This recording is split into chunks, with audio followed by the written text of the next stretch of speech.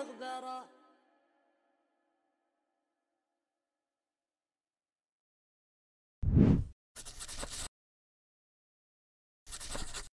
بسم الله الرحمن الرحيم. إن الحمد لله تعالى نحمده ونستعينه ونستغفره ونعوذ بالله من شرور أنفسنا ومن سيئات أعمالنا. من يهده الله فلا مضل له ومن يضلل فلا هادي له، وأشهد أن لا إله إلا الله وحده لا شريك له، وأشهد أن محمدا عبده ورسوله صلى الله عليه وسلم وشرف وعظم، وعلى آله الطيبين الطاهرين وصحابته الأبرار المتقين، وعنا معهم يا رب العالمين.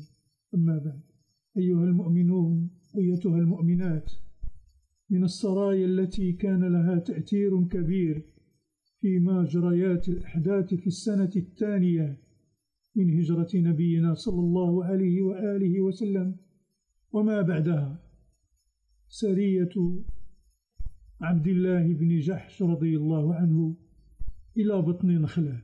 وبطن نخلة هو أحد أودية مكة المكرمة، ويفصل بين مكة والطائف من جهة السيل الكبير. هذا الوادي له مجريان، أحدهما جنوبي يسمى وادي نخلة اليمانية، والآخر شمالي يسمى وادي نخلة الشامية. عرف الوادي قديما بكونه من وديان قبائل عديدة، ولكن أشهر وأبرز من سكنه من القبائل هم قبيلة هذيل، وهو إلى اليوم من ديارهم، وبنو سعد من قبيلة كنانة والحرث. وبه كانت العزة، هذا الصنم الذي كانت تعبدها قريش في الجاهلية، وقد بعث النبي صلى الله عليه وآله وسلم إليها خالد بن الوليد فهدمها. وبها قرى مجتمعة ذات عيون وحدائق، وغالب فواكه مكة وقطانها وبقولها منها، ومنها يصب الماء إلى بطن مر. هذا هو بطن نخلة الذي ستجري فيه وقائع هذه السرية. لما صلى رسول الله صلى الله عليه وآله وسلم العشاء الأخيرة، قال لعبد الله بن جحش رضي الله عنه: واف مع الصبح، معك سلاحك أبعثك وجها. فوافاه الصبح ومعه قوسه وجعبته ودرقته. فلما انصرف رسول الله صلى الله عليه وآله وسلم من صلاة الصبح وجده واقفا عند بابه، فدعا رسول الله صلى الله عليه وآله وسلم أبي بن كعب رضي الله عنه، فدخل عليه فأمره فكتب كتابا، ثم دعا عبد الله بن جحش رضي الله تعالى عنه فدفع إليه الكتاب وقال له: قد استعملتك على هؤلاء النفر. وسماه رسول الله صلى الله عليه وآله وسلم أمير المؤمنين، فهو أول من تسمى في الإسلام بأمير المؤمنين، ثم بعده عمر بن الخطاب رضي الله تعالى عنه. ولا ينافي ذلك قول بعضهم: أول من تسمى في الإسلام بأمير المؤمنين عمر بن الخطاب رضي الله تعالى عنه، لأن المراد أول من تسمى بذلك من الخلفاء، أو أن هذا أمير جميع المؤمنين وذاك أمير من معه من المؤمنين خاصة. وكان أولئك النفر 8، وقيل 12 من المهاجرين، يعتقب كل منهم بعيرة، أي يتناوبون في الركوب على بعير واحد. منهم سعد بن أبي وقاص وعيين بن غزوان، وكانا يعتقبان بعيرا. ومنهم واقد بن عبد الله، ومنهم عكاشة بن محصن، وغيرهم من 8 أو 12. وأمر عبد الله ألا ينظر في ذلك الكتاب حتى يسير يومين قبل مكة، ثم ينظر فيه فيمضي لما أمره به، ولا يستكره أحدا من أصحابه على السير معه، وقد عقد له راية. فلما صار عبد الله يومين فتح الكتاب فإذا فيه: إذا نظرت في كتابي هذا فأت حتى تنزل نخله، ولا تكره أحدا من أصحابك على السير معك. ولفظ الكتاب: سر بسم الله وبركاته، ولا تكرهن أحدا من أصحابك على السير معك، وامض لأمري حتى تأتي بطن نخلة فترصد عير قريش وتعلم لنا أخبارهم. فلما قرأ الكتاب على أصحابه قالوا: نحن سامعون مطيعون لله ولرسوله ولك، فسر على بركة الله تعالى. وفي هذا العمل الذي قام به النبي صلى الله عليه وآله وسلم مع أحد أمرائه، أي دفعه الكتاب لعبد الله ليقرأه ويعمل به يعني بما فيه، دليل على صحة الرواية بالمناولة. معنى ذلك هي أن الشيخ يدفع لتلميذه كتابا ويأذن له أن يحدث عنه بما فيه. وممن قال بصحة المناولة سيدنا مالك بن أنس رضي الله تعالى عنه وأرضاه. هذا إمامنا، إمام دار الهجرة. روى إسماعيل بن صالح عنه أنه أخرج له كتبا مشدودة وقال لهم: هذه كتبي صححتها ورويتها فرووها عني. فقال له إسماعيل بن صالح: نقول حدثنا مالك؟ قال: نعم.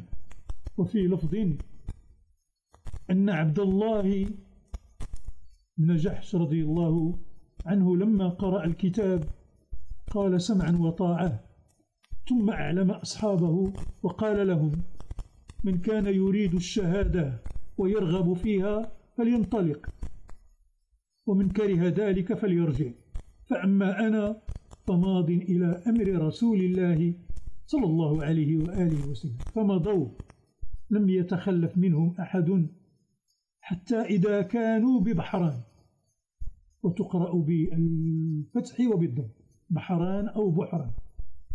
هذا المكان هو وادي رابغ أو وادي حجر، هذا هو الميقات المعروف، وادي رابغ. وهو يقع على جنباته مجموعة كبيرة من القرى، ويمتد من الجهة الشرقية اعتبارا من الفرع شرقا، ويصب في البحر الأحمر غربا. وعليه محطة قوافل نشأت قبل الميلاد ب600 سنة. إذن هذا طريق قديم مشهور للقوافل، وهو كما تعلمون اليوم هو ميقاتنا، ميقات يعني أهل المغرب والشام ومن يأتي يعني من جهتهم بعد أن خربت الجحفة.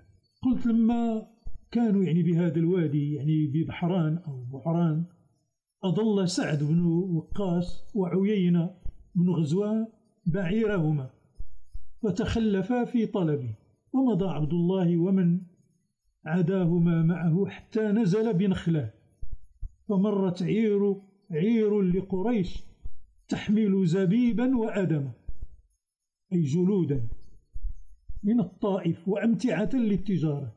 في تلك العير أي في هذه القافلة عمرو بن الحضرمي وعثمان بن عبد الله بن المغيرة وأخوه نوفل والحكم بن كيسان، ونزلوا قريبا من عبد الله وأصحابه وتخوفوا منهم، فأشرف عليهم عكاشة بن محسن، وكان قد حلق رأسه وتراءى لهم ليظنوا أنهم عمارا فيطمئن، والحرب خدعة.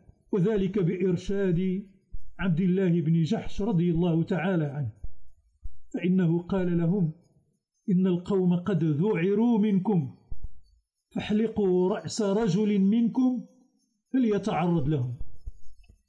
فحلقوا رأس عكاشة ثم أشرف عليهم، فلما رأوا رأسه محلوقا قالوا عمار، أي هؤلاء قوم معتمرون لا بأس عليكم منهم.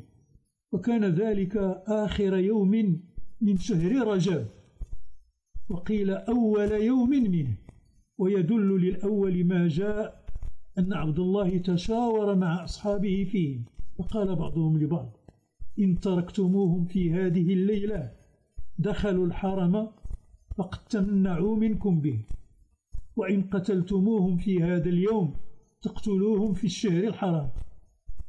وكان ذلك قبل أن يحل القتال في الشهر الحرام، فإن تحريم القتال في الأشهر الحرم كان معمولا به من عهد إبراهيم وإسماعيل عليهما الصلاة والسلام. جعل الله ذلك مصلحة لأهل مكة، فإن سيدنا إبراهيم عليه الصلاة والسلام لما دعا لذريته بمكة أن يجعل الله أفئدة من الناس تهوي إليهم لمصلحتهم ومعاشهم، جعل الأشهر الحرم 4، 3 سردا و1 فردا وهو رجب. أما 3 فليأمن الحجاج فيها واردين لمكة وصادرين عنها، شهرا قبل شهر الحج وشهرا آخر بعده، قدر ما يصل الراكب من أقصى بلاد العرب ثم يرجع. وأما رجب فكان للعمار يأمنون فيه مقبلين ومدبرين وراجعين، نصف الشهر للإقبال ونصفه الآخر للإياب، لأن العمرة لا تكون من أقاصي بلاد العرب كالحج. وأقصى منازل بلاد المعتمرين 15 يوما، ذكره السهيلي في كتابه القيم الروض الأنوف. ولم يزل تحريم القتال في تلك الأشهر الحرم إلى صدر الإسلام، وذلك قبل نزول براءة، أي سورة براءة، فإن براءة كان فيها نبذ العهد العام، وهو ألا يصد أحد عن البيت جاءه، ولا يخاف أحد في الأشهر الحرم، وألا يحج مشرك، وإباحة القتال في الأشهر الحرم مع بقاء حرمتها، فإنها لم تنسخ. قال تعالى: منها 4 حرم ذلك الدين القيم فلا تظلموا فيهن أنفسكم، الآية 36 من سورة التوبة.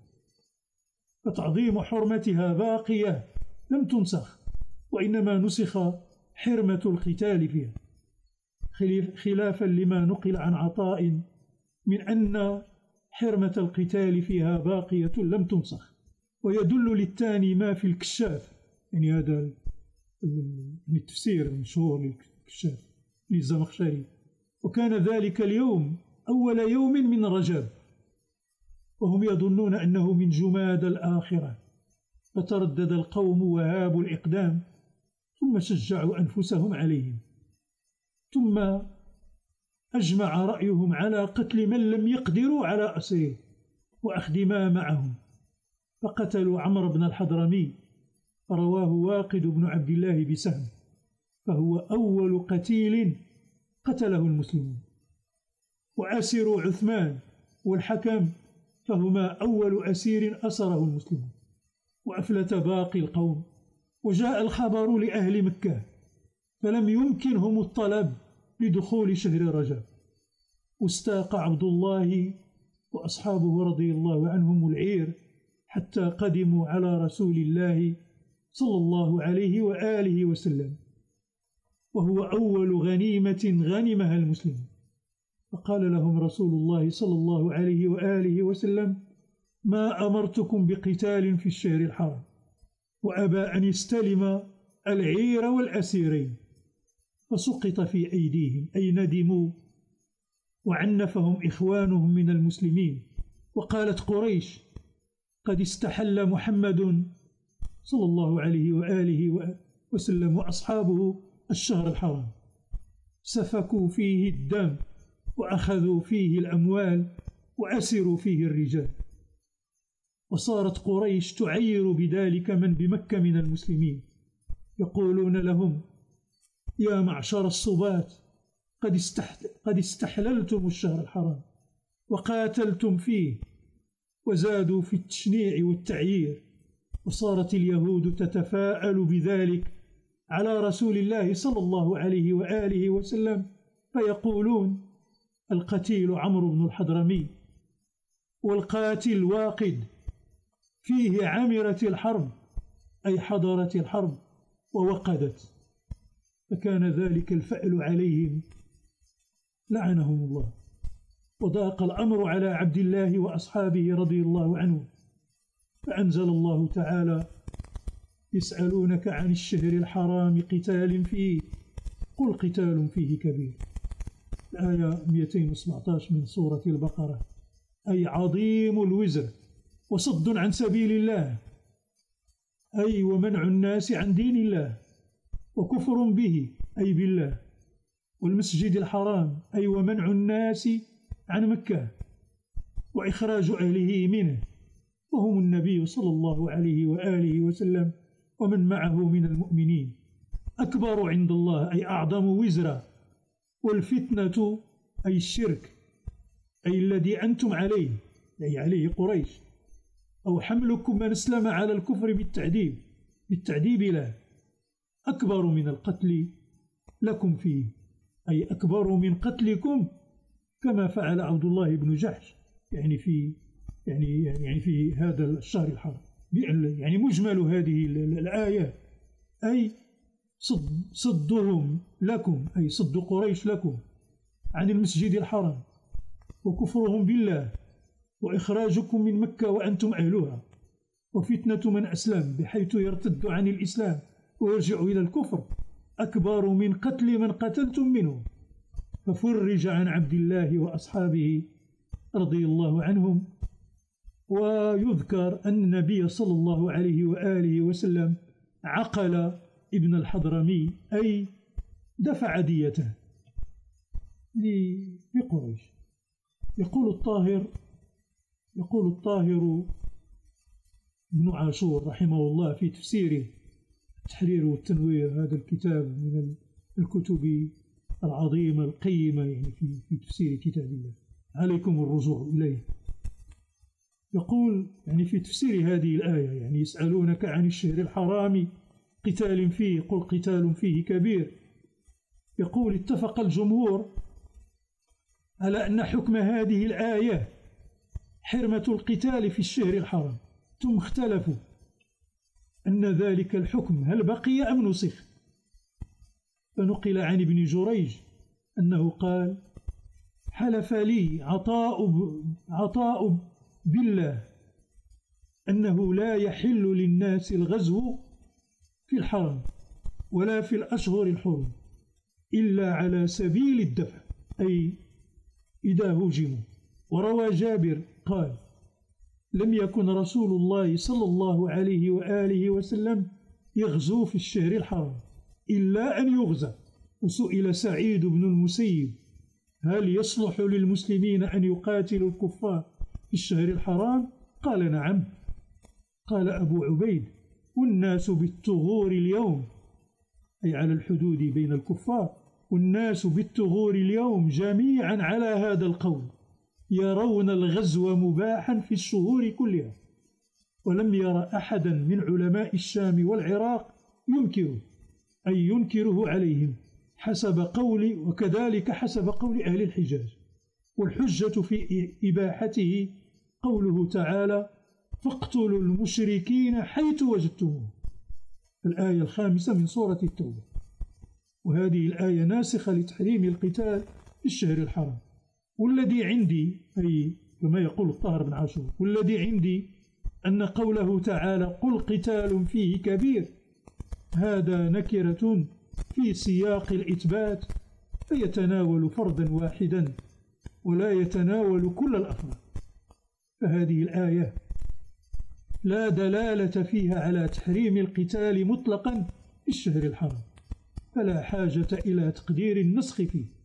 روي أنه لما نزلت هذه الآية كتب عبد الله بن جحش رضي الله عنه صاحب هذه السرية إلى مؤمني مكة: إذا عيركم المشركون بالقتال في الشهر الحرام فعيروهم أنتم بالكفر وإخراج رسول الله صلى الله عليه وآله وسلم من مكة، ومنع المؤمنين عن البيت الحرام.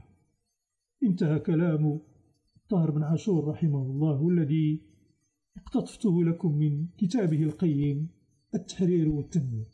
أيها الإخوة والأخوات في الله، وحينئذ تسلم رسول الله صلى الله عليه وآله وسلم العير والأسيرين، وطمع عبد الله وأصحابه في حصول الأجر، وسألوا رسول الله صلى الله عليه وآله وسلم عن ذلك، فأنزل الله تعالى: إن الذين آمنوا وهاجروا وجاهدوا في سبيل الله أولئك يرجون رحمة الله والله غفور رحيم. الآية 218 من سورة البقرة. أي فقد أثبت لهم الجهاد في سبيل الله.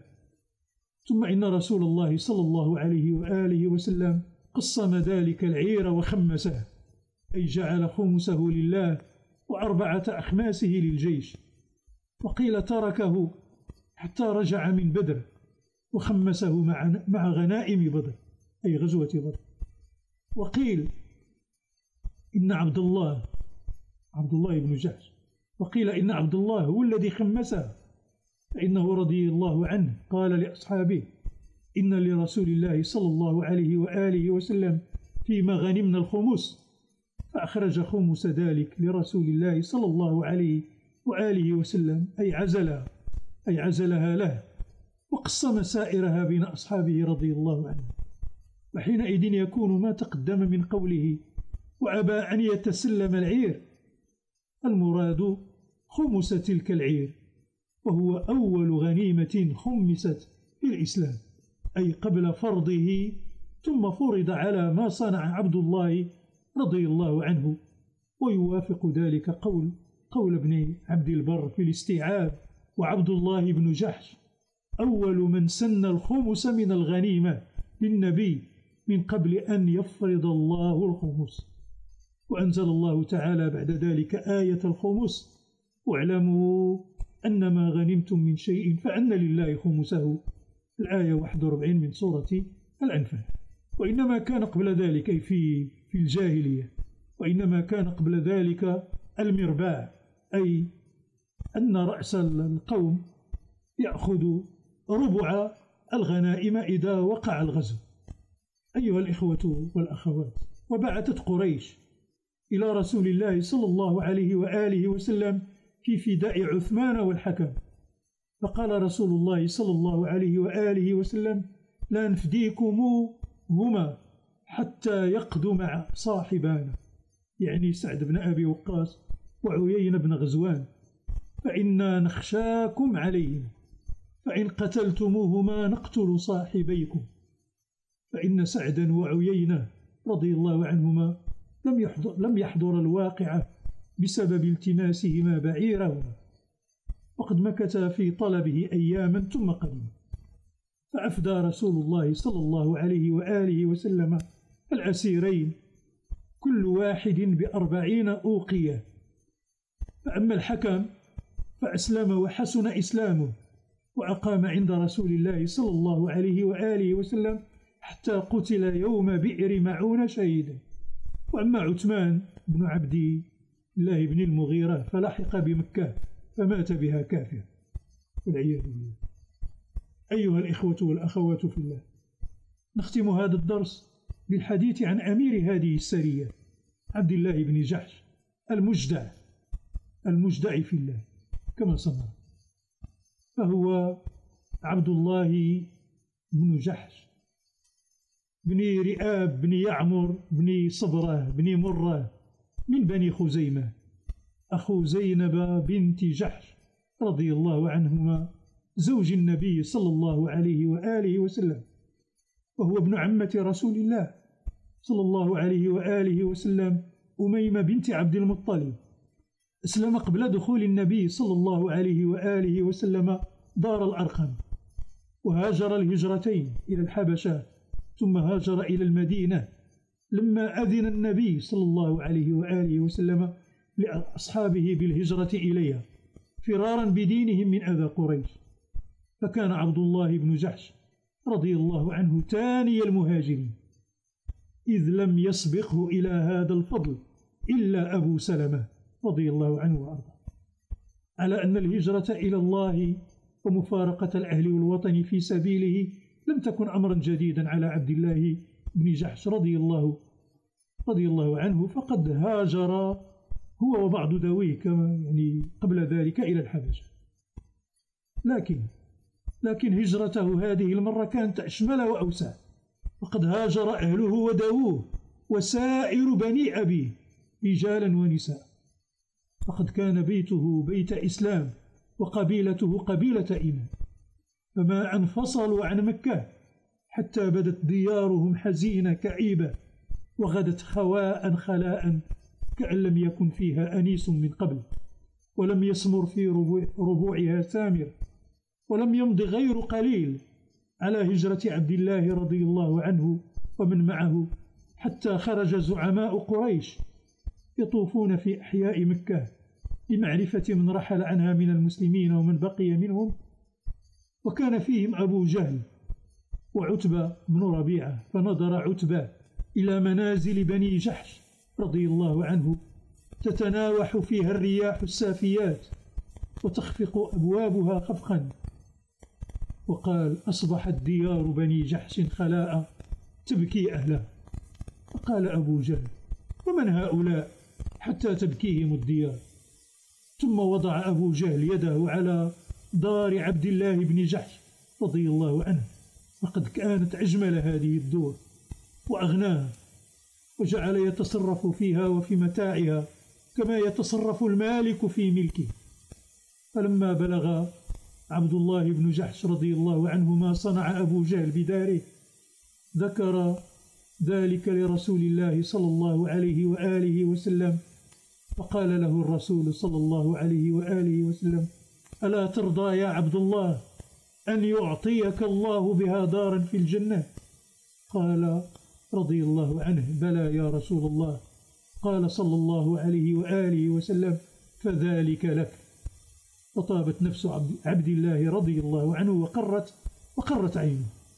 شهد عبد الله بن جحش رضي الله عنه بدرا فأبلى فيها من كريم البلاء ما يليق بإيمانه، ثم جاءت أحد، فكان لعبد الله بن جحش وصاحبه سعد بن أبي وقاص رضي الله عنهما معها قصة لا تنسى. يروي سعد رضي الله عنه قصته وقصة صاحبه قائلا: لما كانت أحد لقيني عبد الله بن جحش وقال: ألا ندعو الله؟ فقلت: بلى. فخلونا في ناحية فدعوت فقلت: يا رب، إذا لقيت العدو فلقني رجلا شديدا بأسه شديدا حرده أقاتله ويقاتلني، ثم ارزقني الظفر عليه حتى أقتله وآخذ سلبه. فأمن عبد الله بن جحش رضي الله عنه على دعائه، ثم قال: أي هذا عبد الله بن جحش، ثم قال: اللهم ارزقني رجلا شديدا حرده شديدا بأسه أقابله فيك ويقاتلني، ثم يأخذني فيجدع أنفي وأذني، فإذا لقيتك قلت: فيما جدع أنفك وأذن؟ فأقول: فيك وفي رسولك، فتقول: صدقت. قال سعد بن أبي وقاص رضي الله عنه: لقد كانت دعوة عبد الله بن جحش خيرا من دعوتي، فلقد رأيته آخر النهار وقد قتل ومتل به، وإن أنفه وأذنه لمعلقان على شجرة بخيط. استجاب الله دعوة عبد الله بن جحش رضي الله عنه فأكرمه بالشهادة كما أكرم بها خاله سيد الشهداء حمزة بن عبد المطلب رضي الله عنه. واستجاب الله دعوته وفعل أبو الحكم بن الأخنس بن شريق بعبد الله رضي الله عنه ما دعا به، وكان عمره نيفا 40 سنة. فواراهما أي عبد الله بن جحش وحمزة، واراهما الرسول صلى الله عليه وآله وسلم معا في قبر واحد، ودموعه الطاهرة تروي تراهما المدمخ بطيب الشهادة اللهم إنا نسألك السداد في الرأي والإخلاص في العمل والهدى والتقى ومن العمل ما ترضى. وصل اللهم وسلم وبارك على المصطفى وآله وصحبه النجبى، والحمد لله رب العالمين على ما أولى وأعطى.